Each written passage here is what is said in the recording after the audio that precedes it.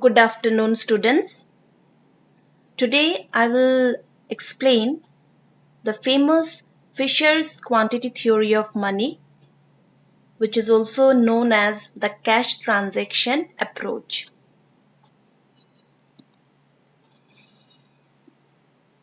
The transaction version of the quantity theory of money was provided by the American economist Irving Fisher in his famous book, The Purchasing Power of Money, in the year 1911.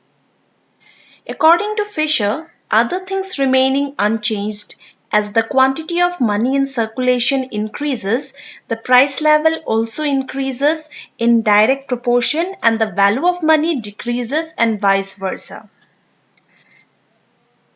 Fisher's quantity theory is best explained with the help of his famous equation of exchange.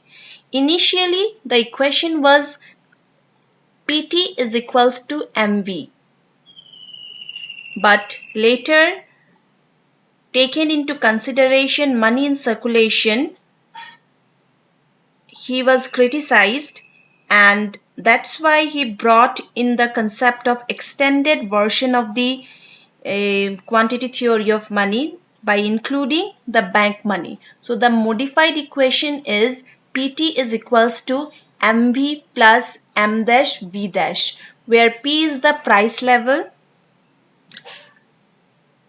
1 by P is value of money, M is the total quantity of legal tender money, V is the velocity of circulation of money, M dash is total quantity of credit money, V dash is velocity of circulation of money.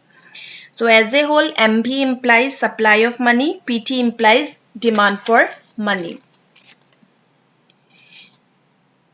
So this theory is also based upon certain assumptions. First assumption is price level is a passive factor. So according to Fisher, the price level is a passive factor, which means that the price level is affected by the factors of equation, but it does not affect them. P is a effect and not the cause in Fisherian equation. That means an increase in M and V will raise the price level. Similarly, an increase in T will reduce the price level. Again, according to Fisher, the velocity of money is constant and is not influenced by the changes in the quantity of money.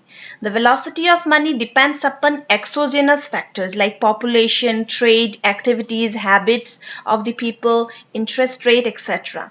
These factors are relatively stable and change very slowly over time.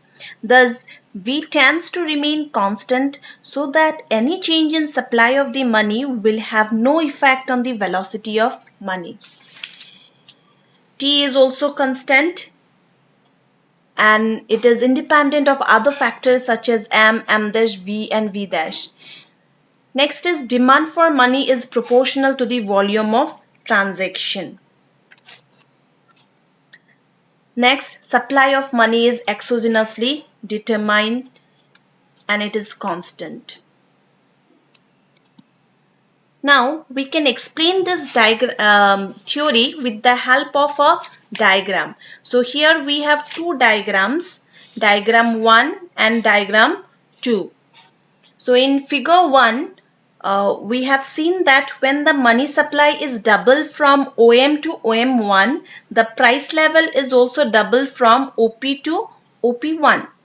When the money supply is halved from OM to OM2, the price level is halved from OP to OP2.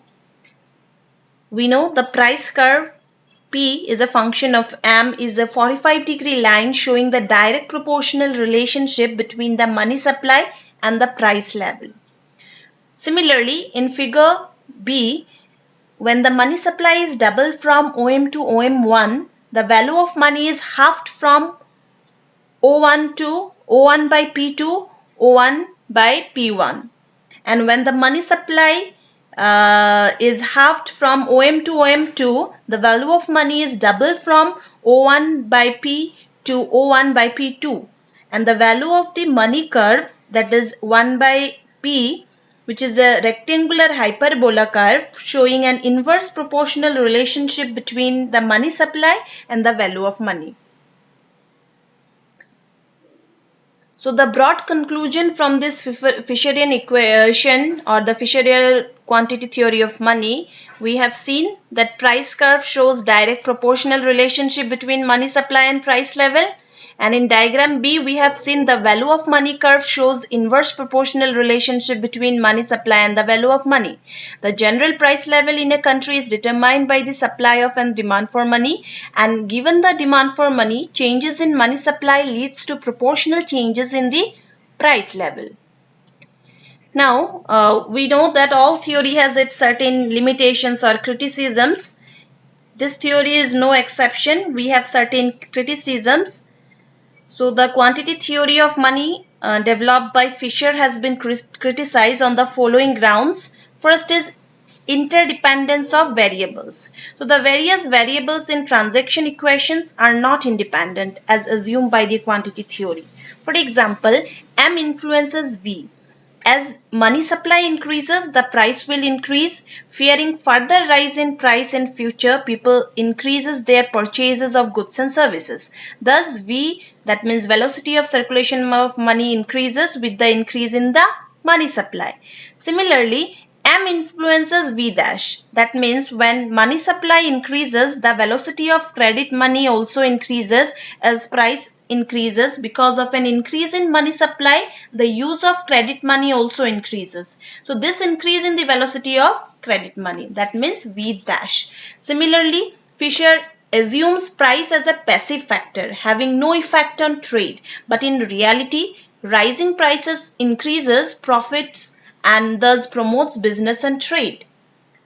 So second criticism is that quantity theory of money has been criticized on the ground that it provides a long-term analysis. That means long-run term analysis of value of money. It throws no light on the short-run problems. Again, quantity theory of money assumes that the values of V, V dash, M dash and T remain constant. So this assumption of constancy of these factors make this theory a very static theory. Moreover, it is simply a factual statement which reveals that amount of money paid in exchange for goods and services, that is MV, is equal to the market value of goods and services received, that is PT. Lastly, Professor Hahn considers the equation of exchange is technically inconsistent. M in equation is a stock concept. It refers to the stock of money at a point of time. V, on the other hand, is a flow concept over a period of time. So M and V are non-comparable factors and cannot be multiplied together. Apart from this, it also ignores the importance of many other determinants of prices such as income, expenditure, investment, saving, consumption, population, etc. So this is in short the quantity theory of money, cash transaction approach. Thank you.